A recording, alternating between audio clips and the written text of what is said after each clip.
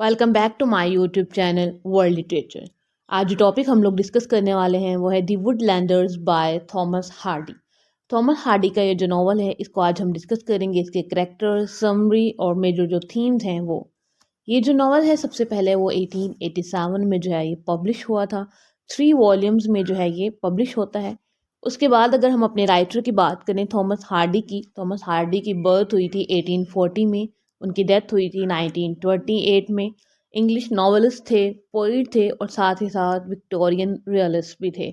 इनके बहुत सारे ऐसे काम हैं जिनको पढ़कर लगता है एक्चुअली में अगर सोसाइटी को कोई क्रिटिक कर सकता है तो थॉमस हार्डी बहुत अच्छे एक क्रिटिक भी थे। इन्होंने जो अपनी V6 की सीरीज़ लिखी थी उसमें द वुडलैंडर्स जो इनका नॉवल है ये उसी में शामिल है। अब आते हैं अपने टाइटल की तरफ। एक्चुअली में ये जो नॉवल है इसका टाइटल हमें क्या बताता है। टाइटल को हम समझेंगे तभी हम लोग स्टोरी को अंडरस्टैंड कर सकते हैं कि ये टाइटल किस तरह से इस स्टोरी को जो है वो रिप्रेजेंट कर रहा है या फिर इसमें जो मेजर थीम्स हैं उनको रिप्रेजेंट करता है। टाइटल में सबसे पहले जो वर्ड यूज हुआ है दी वुडलैंडर्स, वुडलैंड, उसको वुडलैंड कम्युनिटी की यहाँ पे इस नॉवल में हमें नज़र आएगी। तो वुडलैंड कम्युनिटी वो होती है जिसमें स्मॉल रूरल कोई विलेज होता है, उसमें इकोनॉमी और जो ज़्यादातर जो लोग हैं वो किस पे डिपेंड करते हैं, वो जो आसपास के फॉरेस्ट होते हैं, जो जंगलात होते हैं, वहाँ से वहाँ की जो लकड़ी होती है उस पे काम करते हैं, या फिर हार्वेस्टिंग, या फिर फार्मर्स होते हैं, या फिर कोई प्लांटिंग टाइप ऐसे काम सारे जो हैं वो ये कम्युनिटी करती है। इस वजह से जो है इस कम्युनिटी को वुडलैंड कम्युनिटी कहा जाता है। इसके कैरेक्टर्स की अगर बात करें तो सबसे पहले हमारे पास जो मेन इसमें कैरेक्टर है वो है ग्रेस मालबरी का कैरेक्टर, जो कि डॉटर है जॉर्ज मालबरी की। ये जो स्टोरी है वो ग्रेस मालबरी से ही स्टार्ट होती है। उसके बाद जॉयल्स थर्ड कैरेक्टर है, डॉक्टर फिट्स पियर्स जो है वो हमारे पास फोर्थ करेक्टर है, मार्टी फिफ्थ करेक्टर है एंड लास्ट करेक्टर है मिसेस चार्मन। ये हमारे 6 करेक्टर्स हैं जिन जो कि बहुत इंपॉर्टेंट हैं। इसमें ग्रेस मालबरी जो है वो डॉटर है जॉर्ज मालबरी की।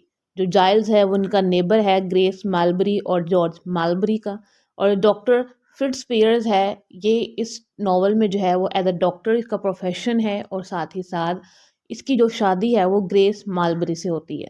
उसके बाद मार्टी जो है वो जाइल्स को पसंद करती है और जो मिसेस चार्मंड है, जाइल्स जिस घर में रहता है ये उसकी ऑनर है। ये हमारे कैरेक्टर्स हो गए। अब आते हैं हम इसकी समरी की तरफ। एक्चुअली में समरी इस तरह से स्टार्ट होती है कि जो ग्रेस मालबरी है, जो डॉटर है जॉर्ज मालबरी की, अपनी एजुकेशन को कंप्लीट करके बोर्डिंग स्कूल से अपने विलेज जो है वो वापस आती है।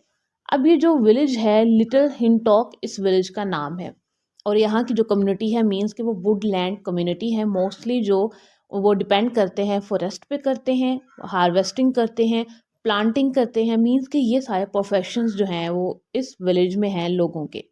अब जब ये आती है एजुकेशन अपनी कंप्लीट करके वापस, तो जॉर्ज मेलबरी ने जब ग्रेस छोटी थी तो अपने नेबर जाइल्स से जो है वो प्रॉमिस किया होता है कि वो ग्रेस और जाइल्स की जो है वो शादी करवाएगा। बट अब जब वो वापस आती है तो जाइल्स जो है ना, उसके जो इकोनॉमिक कंडीशन है वो ख़राब हो जाती है। उसका घर जो है वो उसके हाथ से चला जाता है, जो जिसका वो उसने लिया होता है मिसेस चार्मंड से। अब जब मिसेस चार्मंड है वो अपना घर वापस ले लेती हैं जाइल्स से। अब जब घर वापस चला जाता है और सिर्फ एज अ एप्पल फार्मर अब जायल्स जो है वो काम कर रहा होता है। जॉर्ज मेलबरी जो है वो इस सिचुएशन को ना बहुत ही एक अच्छे तरीके से हैंडल करता है। कहता है कि तुम जो है ना वो मेरी बेटी के लिए जो है वो तुम्हारा जो सोर्स ऑफ इनकम है वो इनफ नहीं है, साथ ही साथ तुम मिसमैच हो मेरी बेटी के लिए, क्योंकि मेरी बेटी तो एक वेल एजुकेटेड गर्ल है बट तुम तो अब एक एप्पल फार्मर हो, तुम्हारा अपना घर भी नहीं है। अब यहाँ पे जायल्स को लगता है कि वो ग्रेस को खो देगा, और क्योंकि वो ग्रेस से बहुत ज़्यादा मोहब्बत करता है, उससे लव करता है, इस वजह से वो उसको जो है वो पाना चाहता है, बट उसकी वो बहुत ज़्यादा रिस्पेक्ट भी करता है। जॉर्ज मेलबरी अब इस ज़िद पे है कि अब वो अपनी डॉटर के लिए कोई नया मैच ढूंढेगा जिसके साथ उसकी जो है वो शादी होगी। अब होता ये है कि जाइल्स जो है वो अब किसी और जगह रहना स्टार्ट कर देता है। मिसेस चार्मंड की डॉटर मार्टी जो है वो जाइल्स की वॉल पर लिखाती है कि he will lose his grace, कि अगर तुम अपना घर खो दोगे तुम अपनी ग्रेस खो दोगे। अब ग्रेस मीनिंग कि जिसके साथ वो उसकी एक लव रिलेशनशिप है, उसको खो दोगे। बट जब ग्रेस है ना वो आती है, इस लाइन को पढ़ती है, तो वो लूज़ की जगह जो है वो कीप का जो वर्ड है ना वो दोबारा वहाँ लगा देती है और इमेजिन करती है कि जाइल्स जो है वो इसको देख रहा है। बट अनफॉर्चुनेटली जाइल्स तो उसको देखते नहीं है ये सब लिखते हुए। तो जो ग्रेस है वो काफ़ी डिसअपॉइंटेड हो जाती है और डिसअपॉइंटेड होकर वहाँ से चली जाती है और वो भी जाइल्स से जो है वो दूर रहना स्टार्ट कर देती है और जाइल्स से दूर हो जाती है। अब होता ये है कि ग्रेस और डॉक्टर फिट्ज़स्पियर्स की जो है ना वो शादी होती है। डॉक्टर फिट्ज़स्पियर्स ना काफ़ी दफ़ा वुड्स में जो हैं वो ग्रेस को बचाते हैं, काफ़ी सारे डेंजर्स ऐसे इवेंट्स होते हैं उनसे। अब जब वो बचाते हैं तो डॉक्टर फिट्ज़ जो है ना वो जॉर्ज से कहता है कि मैं तुम्हारी बेटी से शादी करना चाहता हूँ। वो कहता है कि ठीक है तुम कर लो, क्योंकि उस डॉक्टर का प्रोफ़ेशन काफ़ी अच्छा था और वैसे भी वो एक वेल बीइंग पर्सन था, वेल बीइंग डॉक्टर था। इस वजह से जो है वो ग्रेस और डॉक्टर फिट्ज़स्पियर की शादी हो जाती है। अब जब इनकी शादी हो जाती है तो ये वेकेशंस पे जाते हैं, वेकेशन से वापस आते हैं तो डॉक्टर फिट्ज़स्पियर की जो मीटिंग है वो मिसेस चार्मंड से होती है और इनका जो लव अफेयर, एक पुराना इनका लव अफेयर था, वो इनको याद आ जाता है। अगेन ये मिलना स्टार्ट कर देते हैं, अपना रोमांटिक रिलेशनशिप स्टार्ट कर लेते हैं। ग्रेस को जो है वो शक होता है कि ये मुझे चीट कर रहा है, बट डॉक्टर फिट्ज़स्पियर जो है वो कहता है कि मैं तुम्हें चीट नहीं कर रहा। और जॉर्ज मेलबरी को भी शक होता है और वो उसका पीछा करता है। जब पीछा करता है तो उनको वाक़ई पता चल जाता है कि इसका जो अफ़ेयर है वो मिसेस चार्मंड से चल रहा है। अब जो डॉक्टर फिट्ज़स्पियर्स हैं, काफ़ी अरसे बाद वापस दोबारा विलेज में आता है। विलेज में आने के बाद जो है वो अगेन मिसेस चार्मंड से मिलने के लिए जाता है और रास्ते में ना वो गिर जाता है। अब वो गिर जाता है तो ज़ख्मी हो जाता है। जॉर्ज मेलबरी उसको बचाता है और बचाकर जब वो उसको लेके जा रहा होता है तो वो डॉक्टर फिट्ज़स्पियर जो है ना वो अपने आहिस्ता-आहिस्ता बोलता है कुछ। वो कहता है कि अगर उसकी लाइफ से ग्रेस चली जाएगी ना तो उसकी लाइफ बहुत अच्छी हो जाएगी। जब जॉर्ज मालबरी ये सुनता है तो वो उसको उसी रोड पे फेंक के चला जाता है। डॉक्टर फिट्ज़स्पियर जो है वो देन वहाँ से क्रॉलिंग करते-करते जो है वो मिसेस चार्मंड के घर जाता है और वहाँ से ये दोनों फ्रांस चले जाते हैं और आखिरी जाते-जाते एक लेटर छोड़ जाते हैं ग्रेस से कि मैं अब तुम्हें कभी नहीं मिलूँगा। अब जो डॉक्टर फिट्ज़स्पियर है वो दोबारा वापस आता है। ग्रेस खुद को बचाने के लिए ना अगेन जाइल्स के पास जाती है, जिसका जो कॉटेज है वो एक वुड्स में होता है। अब वहाँ जब जाते हैं तो जाइल्स जो होता है वो बीमार होता है, उसको टाइफाइड हो जाता है, ये उसकी केयर करती है और देन डॉक्टर फिट्ज़स्पियर्स के पास जाती है कि इसका कोई इलाज करो।